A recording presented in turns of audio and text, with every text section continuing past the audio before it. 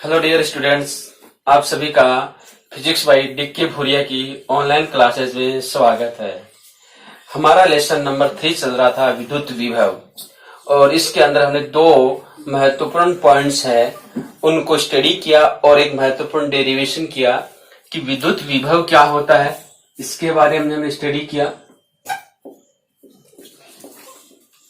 विद्युत विभव क्या होता है कि विद्युत क्षेत्र के अंदर अगर ये कोई विद्युत क्षेत्र है E, इसके अंदर कोई बिंदु है तो इन्फिनिटी से किसी यूनिट चार्ज को, यहां पर इन्फिनिटी है, इन्फिनिटी से किसी यूनिट चार्ज को इस पॉइंट तक हम लेके आएंगे तो कार्य करना पड़ेगा। वो किया गया कार्य इस बिंदु पर क्या कहलाएगा? विद्युत विभव, यानी VA बराबर होगा W/Q।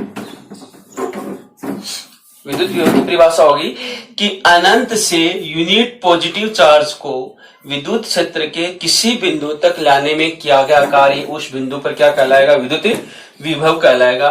दूसरा हमने विद्युत विभवांतर पढ़ा। विद्युत विभवांतर क्या होता है कि जो इलेक्ट्रिक फील्ड है उसके अंदर यदि कोई दो बिंदु ले ले, ये बिंदु B है और बिंदु A है, अगर हम कोई दो बिंदु ले लें और इसमें अगर कोई चार्ज Q0 यहां पर रखा हुआ है तो इस चार्ज को बिंदु A से बिंदु B की तरफ ले जाते हैं, विस्थापित करते हैं, तो बल के विरुद्ध कार्य करना पड़ेगा। बल इधर लग रहा है, बल के विरुद्ध कार्य करना पड़ेगा, और ये किया गया कार्य इन दो बिंदुओं के मध्य विद्युत विभवांतर कहलाता है। यानी कार्य करना पड़ रहा है B को A तक लाने में अपॉन Q0। ये कितना आएगा? VA minus VB। ये क्या कहलाएगा? आपका विद्युत विभवांतर कहलाएगा।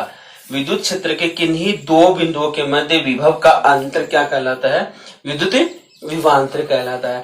यदि हम आवेश को इस पॉइंट से इस पॉइंट की तरफ ले जा रहे हैं और कार्य एक्सटर्नल सोर्स के माध्यम से किया जा रहा है तो इसका विभव अधिक होगा, इसका विभव अधिक होगा। ओके। और दूसरा, यदि सिस्टम अपने आप कार्य कर रहा है, सिस्टम अपने आप कार्य कर रहा है तो इसका विभव क्या होगा? अधिक होगा। तो ये चीज हम पढ़ चुके हैं। दूसरा, एक महत्वपूर्ण डेरिवेशन की थी कि अगर बिंदु A पर कोई यूनिट पॉजिटिव चार्ज है तो इसके कारण r दूरी पर यदि हम कोई बिंदु P ले रहे हैं तो इस बिंदु P पर जो विद्युत विभव का सूत्र स्थापित होगा वो कितना आ रहा था? VP। बिंदु P पर कितना है? 1/4 पाई एप्सिलॉन नॉट Q/R। एक इंपॉर्टेंट फॉर्मूला है, VP equals to 1/4 pi epsilon naught Q/R। ये इसको लिख सकते हैं K Q/R होगा, पॉजिटिव चार्ज के कारण से। तो कहने का मतलब ये हुआ कि जो विद्युत विभव है वो दूरी R के व्युत्क्रमानुपाती, विद्युत विभव है वो दूरी R के व्युत्क्रमानुपाती प्राप्त हो रहा है। यदि हम ग्राफ खींचे V और R के मध्य तो हमारा जो ग्राफ आता है वो इस प्रकार से आता है। व्युत्क्रमानुपाती ग्राफ हमारा ऐसा आएगा। ओके, इस प्रकार का ग्राफ आता है कि अगर R बढ़ रहा है तो V क्या होगा? डिक्रीज होगा। और यदि चार्ज नेगेटिव है, ध्यान रखना ये पॉजिटिव चार्ज के लिए है, अगर चार्ज नेगेटिव होता है, यहां पर माइनस को चार्ज होता है तो इस बिंदु P पर जो विद्युत विभव का फॉर्मूला आता है VP equals to minus sign आता है 1/4 पाई एप्सिलॉन नॉट Q/R। यहां पर माइनस साइन आ जाता है। तो याद रखना, जब भी हम विद्युत विभव का सूत्र लिखे, पॉजिटिव चार्ज के कारण प्लस आएगा और नेगेटिव चार्ज के कारण से माइनस आएगा। इस चीज का हम विशेष ध्यान रखेंगे, ये चीज आपके अच्छे से समझ में आनी चाहिए। ओके, तो आज हम पढ़ने वाले हैं वो हमारा टॉपिक है कि आवेशों के निकाह के कारण विद्युत विभव। आवेशों के निकाह के कारण विद्युत विभव क्या होगा कि हम एक ऐसा निकाल ले रहे हैं जिसमें आवेशों की संख्या क्या है? अधिक है। आवेशों की संख्या अधिक है तो उसके कारण किसी एक बिंदु पर, उन सभी आवेशों के कारण किसी एक बिंदु पर यदि हम विद्युत विभव ज्ञात करना चाह रहे हैं तो इस विद्युत विभव का क्या सूत्र बनेगा उसके हम डिराइव करेंगे, उसकी डेरिवेशन करेंगे, क्या फॉर्मूला आता है, क्या रिजल्ट बनता है, उसको हम देखना चाह रहे हैं। ओके, तो देखिए, सपोज यहां पर Q1 आवेश है, यहां पर हम क्या ले रहे हैं? इस पॉइंट पर Q1 चार्ज ले रहे हैं। इस पॉइंट पर हम Q2 चार्ज ले रहे हैं, इस पॉइंट पर हम Q3 चार्ज ले रहे हैं, और यहां पर हम क्या ले रहे हैं, Qn चार्ज ले रहे हैं। एक सिस्टम बना लिया, यह एक सिस्टम बन गया है जिसके अंदर कितने आवेश हैं, n आवेशों का एक निकाय बनाया, जिसके अंदर एक आवेश यहां पर रखा हुआ Q1, दूसरा आवेश Q2 यहां पर रखा हुआ, तीसरा आवेश Q3 यहां पर रखा हुआ, एंड सो ऑन चलता हुआ एक nवा आवेश Qn यहां पर रखा हुआ है। इन सभी के कारण से यहां पर हम कोई बिंदु P ले लेते हैं, ये बिंदु P ले लिया, और इस बिंदु P पर हमें विद्युतीय विभव ज्ञात करना, इस बिंदु P पर हमें विद्युतीय विभव ज्ञात करना है। तो इनके कारण से हम ये इनका स्थिति सदिश देखें तो इसका स्थिति सदिश ये आएगा, जिसको हम कह देते हैं R1P, ठीक है, R1P, 1 से P की तरफ। इसके कारण से जो स्थिति सदिश आ रहा है उसको हम कह रहे हैं R2P। ऐसे इसके कारण से जो स्थिति सदिश आ रहा है वो आ जाएगा R3P, एंड इसके कारण जो स्थिति सदिश है वो आ जाएगा RNP। सबका अलग अलग है, सबका अलग अलग, ऐसे भी बहुत सारे हो सकते हैं, लेकिन हमने इस प्रकार से लिए। तो बिंदु P पर जो परिणामी विद्युत विभव होगा, इस बिंदु P पर जो विद्युत विभव होगा वो इस आवेश के कारण से भी होगा, इस आवेश के कारण से भी होगा, इस आवेश के कारण से भी होगा, और इस आवेश के कारण से भी होगा। यानी सभी आवेशों के कारण इस बिंदु P पर जो विद्युत विभव आएगा उसका हम बीजगणितीय योग निकालेंगे। उसका हम क्या करेंगे, बीजगणितीय योग आएगा, वो इस बिंदु P पर हमें क्या बताएगा, परिणामी विद्युतीय विभव बताएगा। ठीक है, तो वो हम देखते हैं क्या आता है, हम लिख लेते हैं। और ध्यान रखना, चूंकि विद्युत विभव एक अदिश राशि है, सदिश नहीं है। विद्युत विभव एक अदिश राशि है, ये सदिश नहीं है। हाँ, विभव जब हम ज्ञात करेंगे तो उसके अंदर धनावेश होगा, उसके लिए हम प्लस, और ऋणावेश होगा उसके लिए हम माइनस साइन यूज करेंगे। इसलिए जो योग होगा वो कैसा होगा, बीजगणितीय योग होगा। बिंदु P पर जो परिणामी विद्युत विभव आएगा वो इन सभी आवेशों के कारण विद्युत विभव का बीजगणितीय योग होगा, और इसको हम विभव का अध्यारोपण का सिद्धांत कहते हैं। ओके, तो चलो देखते हैं।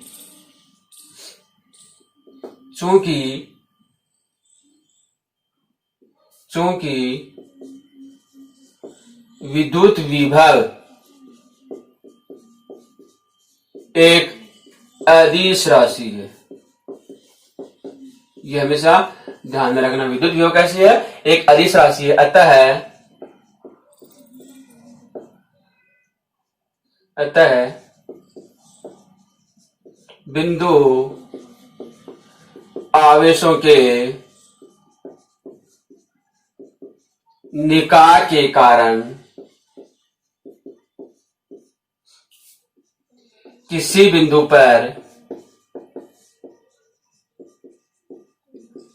परिणामी विद्युत विभव, किसी बिंदु पर परिणामी विद्युत विभव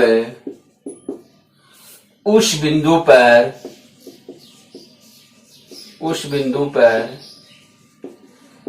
अलग अलग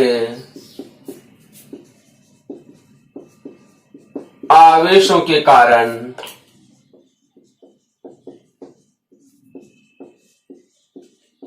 विभव का बीजगणितीय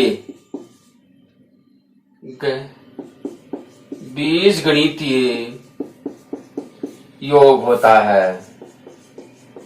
ठीक है, तो यह हमें परिणामी विद्युत विभव उस बिंदु पर प्राप्त होगा कि चूंकि विद्युत विभव एक अदिश राशि है, अतः बिंदु आवेशों के निकाय के कारण किसी बिंदु पर परिणामी विद्युत विभव उस बिंदु पर अलग अलग आवेशों के कारण विद्युत अलग अलग आवेशों के कारण विद्युत विभवों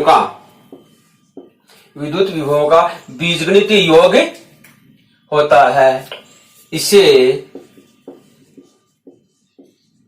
विभव का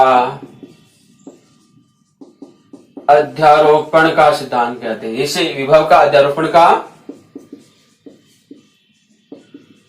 सिद्धांत कहते हैं। विभव का अध्यारोपण का सिद्धांत कहलाता है। ओके, आगे देखते हैं कि माना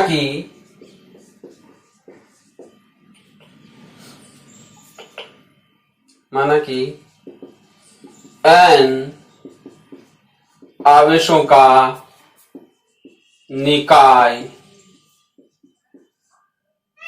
माना कि n आवेशों का निकाय जिसके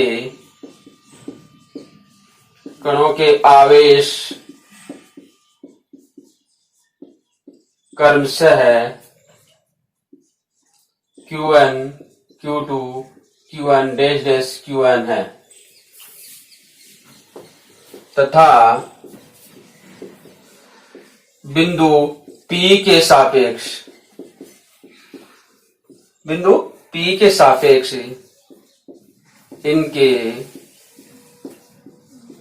स्थिति सदिश क्रमशः, बिंदु P के सापेक्ष इनकी स्थिति सदिश क्रमशः R1P, R2P, R3P dash dash RNP है।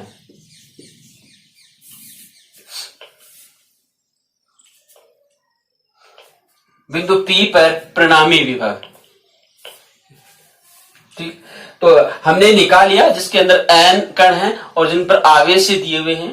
बिंदु P पर हमें विद्युत विभव ज्ञात करना है, तो बिंदु P पर जो विद्युत विभव होगा वो सभी आवेशों के कारण, सभी आवेशों के कारण बीजगणित योग के बराबर होगा, ऋणात्मक है। इन सभी आवेशों के कारण बिंदु P पर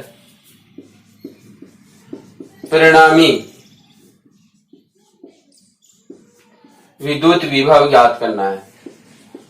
विद्युत विभव ज्ञात करना है। बिंदु P पर हम परिणामी विद्युत विभव ज्ञात करेंगे। ओके, इसको नोट कीजिए, फिर आगे हम इसको चर्चा करते हैं। इसके अंदर हम आगे स्टडी करते हैं, फर्दर स्टडी करते हैं।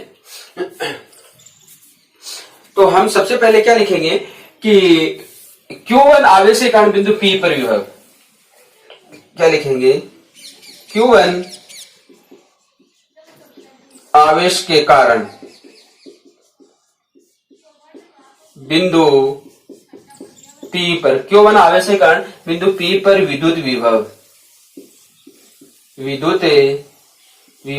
V1 है।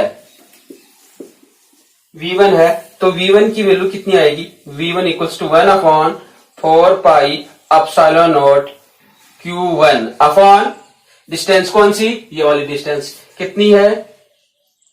R1P। This is the equation number 1। या एक बिंदु आवेश के कारण r दूरी पर विद्युत विभव का जो हमने फॉर्मूला स्थापित किया था वो हमारा फॉर्मूला है V बराबर 1/4 पाई एप्सिलॉन नॉट। V बराबर 4 पाई एप्सिलॉन नॉट, ये हमारे पास होगा।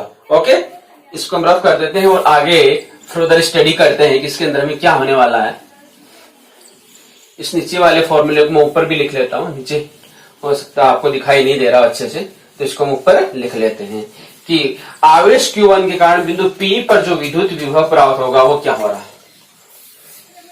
इस फॉर्मूले को हमें यानी V1 बराबर हमारे पास क्या आ रहा है? V1 बराबर क्या आ रहा है? 1/4 pi epsilon naught Q1 upon R1P। इस इक्वेशन नंबर 1। ओके, इसी प्रकार दूसरी का, इसी प्रकार अन्य आवेशों के कारण बिंदु P पर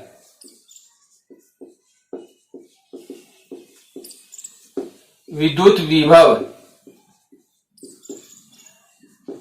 क्रमशः है, विद्युत विभव क्रमशः V2, V3 dash dash Vn है तो हम क्या लिख सकते हैं, V2 क्या लिख सकते हैं, V2 बराबर आ जाएगा 1/4 pi epsilon not Q2 upon R2P। ठीक है। V3 लिखेंगे तो 1/4 pi epsilon not Q3 upon R3P and dash dash Vn लिखना चाहिए, Vn लिखना चाहिए। तो देखिए हमारे पास Vn क्या आएगा, 1/4 pi epsilon not Qn upon Rnp। This is the equation number 2। ये इक्वेशन नंबर 1 आ गया, इक्वेशन नंबर 2 आ गया। बिंदु P पर परिणामी विद्युत विभव, तो क्या आएगा, देखिए अब P पर परिणामी विद्युत विभव निकालना है, तो अतः बिंदु P पर परिणामी, अतः बिंदु P पर परिणामी विद्युत विभव क्या आएगा, परिणामी विद्युत विभव V है, तो V बराबर V1 plus V2 plus V3 plus Vn। This is equation number 3। बीजगणितीय योग क्या हो रहा है, बीजगणितीय योग। वैल्यू रख दे, समीकरण 1, 2 व 3 से, समीकरण 1, 2 व 3 से वैल्यू फुट करे तो हमारे पास क्या आएगा, V इक्वल्स टू क्या आएगा, 1/4 pi epsilon naught Q1 upon R1P plus 1/4 pi epsilon not Q2 upon R2P plus 1/4 pi epsilon not Qn upon Rnp। ठीक है। यहां देखिए, यह V बराबर ये कॉमन आ जाएगा, 1/4 पाई एप्सिलॉन नॉट कॉमन आ गया, और अंदर हमारे पास क्या बचेगा, Q1 R1P plus Q2 R2P plus Qn Rnp। ये हमारे पास आ रहा है। ठीक है। ये Q1 आवेश के कारण से, Q2 ये Qn आवेश के कारण से। इसको और आगे हम बढ़ाते हैं तो देखिए क्या आएगा, इसको नोट कर लीजिए, और लास्ट जो हमारा फाइनल रिजल्ट आने वाला है उसको देखिए हम क्या लिख देंगे। जो हमारा फाइनल रिजल्ट आएगा वो फाइनल रिजल्ट कैसा बनेगा कि V बराबर लिख सकते हैं 1/4 pi epsilon not, 1/4 pi epsilon not sigma. ठीक है, समीशन लगा दें, और इधर हम क्या लगा दें, समीशन QI, नीचे 1 है तो नीचे R I P तो वो बिंदु है, RIP, और यहां से I की वैल्यू 1 to n, I की वैल्यू 1 to n तक जाएगा। तो this is the final formula, equation number 4। तो ये हुआ बहु आवेशों के कारण किसी एक बिंदु पर परिणामी विभव। इस फॉर्मूले की सहायता से हमें ज्ञात कर सकते हैं बहु आवेशों के कारण किसी एक बिंदु पर परिणामी जो विद्युत विभव होगा इस फॉर्मूले की सहायता से ज्ञात किया जा सकता है। तो कहने का मतलब हुआ किसी एक बिंदु पर हमें विद्युत विभव ज्ञात करना अन्य आवेशों के कारण से, तो हम क्या करेंगे, उस बिंदु के ऊपर जो विभव निकलेगा उन सभी विभवों का योग कर देंगे, और योग कैसा आएगा, बीजगणितीय योग आएगा। ओके, तो लिख सकते हैं समीकरण 4 बहु आवेशों के कारण किसी बिंदु पर परिणामी विभव को व्यक्त करता है, परिणामी विभव को व्यक्त करता है। बहु आवेशों के कारण किसी बिंदु पर एक परिणामी विभव को व्यक्त करता है। ओके, तो ये हमारा रिजल्ट आने वाला है। तो ये हमने आज का एक छोटा सा डेरिवेशन कह सकते हैं, एक छोटा सा टॉपिक कह सकते हैं, इसको हमने क्लियर किया कि बहु आवेशों के कारण किसी बिंदु पर विद्युत विभव का क्या फॉर्मूला बनता है।